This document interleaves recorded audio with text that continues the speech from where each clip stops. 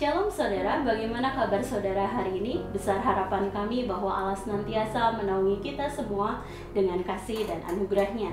Saudara, hari ini kita akan kembali merenungkan kebenaran firman Tuhan dalam Matius 25 ayat 14 sampai 30. Saya akan bacakan firman Tuhan bagi Bapak Ibu Saudara sekalian. Demikian firman Tuhan. Sebab hal kerajaan surga sama seperti seorang yang mau berpergian ke luar negeri, yang memanggil hamba-hambanya dan mempercayakan hartanya kepada mereka. Yang seorang diberikan 5 talenta, yang seorang lagi 2, dan yang seorang lagi 1, masing-masing menurut kesanggupannya. Lalu ia berangkat. Segera pergilah hamba yang menerima 5 talenta itu. Ia menjalankan uang itu, lalu beroleh laba 5 talenta. Hamba yang menerima 2 talenta itu pun berbuat demikian juga dan berlaba 2 talenta. Tetapi hamba yang menerima 1 talenta itu pergi dan menggali lubang di dalam tanah, lalu menyembunyikan uang tuannya.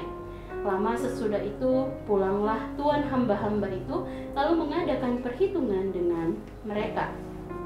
Hamba yang menerima 5 talenta itu datang, dan ia membawa laba 5 talenta.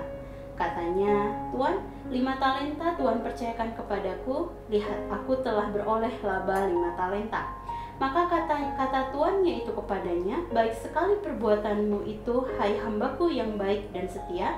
Engkau telah setia dalam perkara kecil, aku akan memberikan kepadamu tanggung jawab dalam perkara yang besar. Masuklah dan turutlah dalam kebahagiaan tuanmu. Lalu datanglah hamba yang menerima 2 talenta itu. Katanya, Tuan, 2 talenta yang Tuan percayakan kepadaku, lihat aku telah beroleh laba 2 talenta.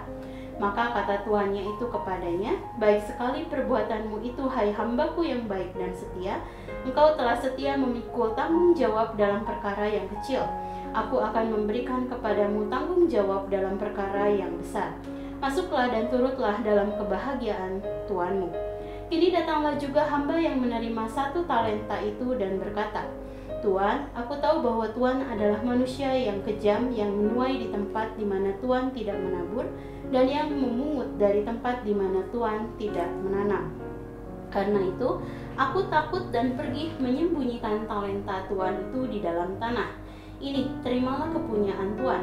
Maka jawab tuannya itu, hai kamu hamba yang jahat dan malas, jadi kamu sudah tahu bahwa aku menuai di tempat di mana aku tidak menabur dan memungut dari tempat di mana aku tidak menanam. Karena itu sudahlah seharusnya uangku itu kau berikan kepada orang yang menjalankan uang, supaya sekembaliku aku menerimanya serta dengan bunganya.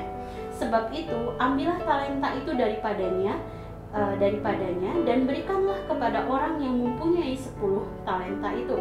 Karena setiap orang yang mempunyai, kepadanya akan diberi, sehingga ia berkelimpahan. Tetapi siapa yang tidak mempunyai, apapun juga yang ada padanya akan diambil daripadanya. Dan campakkanlah hamba yang tidak berguna itu ke dalam kegelapan yang paling gelap. Di sanalah akan terdapat ratap dan kertak gigi. Dan renungan pagi ini berjudul perumpamaan tentang talenta. Bapak Ibu Saudara sekalian, pada ayat 14-15 kita dapat mengetahui bahwa Tuhan dalam kisah ini memiliki kepercayaan yang besar kepada ketiga hambanya.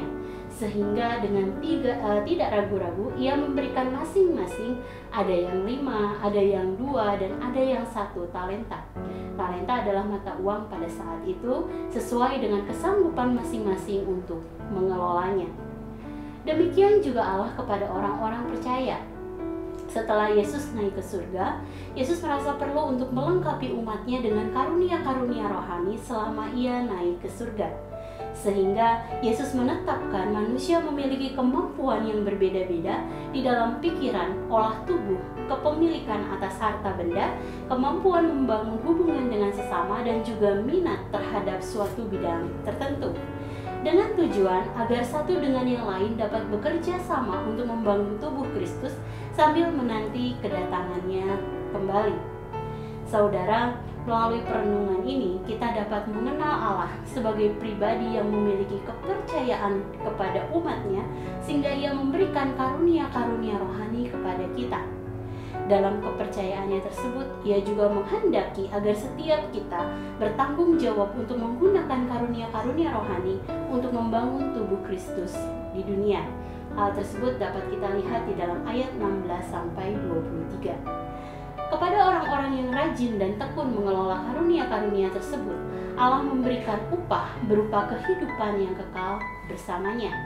Sedangkan kepada orang-orang yang malas atau bahkan menggunakan karunia tersebut untuk keuntungan pribadi, Allah bertindak tegas dengan memberikan ganjaran. Saudara, mari sejenak kita merenungkan firman yang baru saja kita dengar.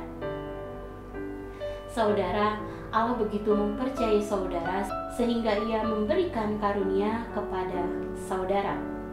Apakah saudara sudah menggunakan karunia-karunia tersebut untuk membangun tubuh Kristus melalui pelayanan di gereja?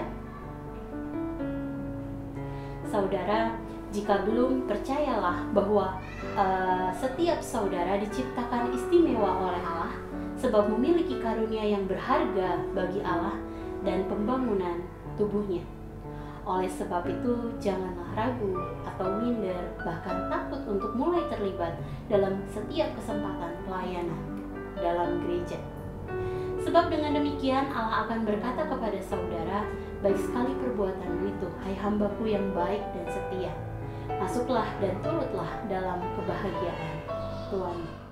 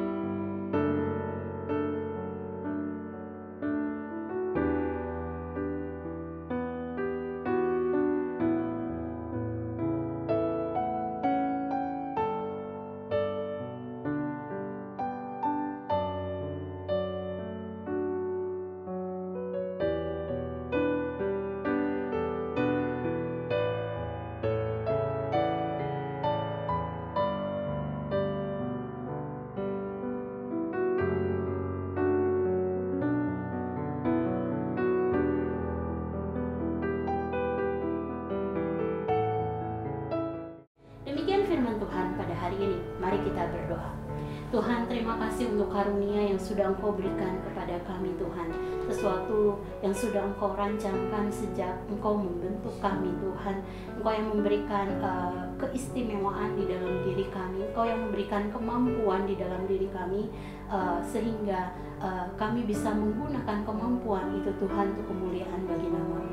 Mari Tuhan, ajar kami untuk kami bisa menjadi pribadi yang rajin, yang tekun, Tuhan, menggunakan setiap apa yang Allah sudah berikan kepada kami, dan kami bisa mengembalikan itu, Tuhan, untuk kemuliaan bagi nama-Mu, Tuhan, juga untuk pembangunan tubuh Kristus.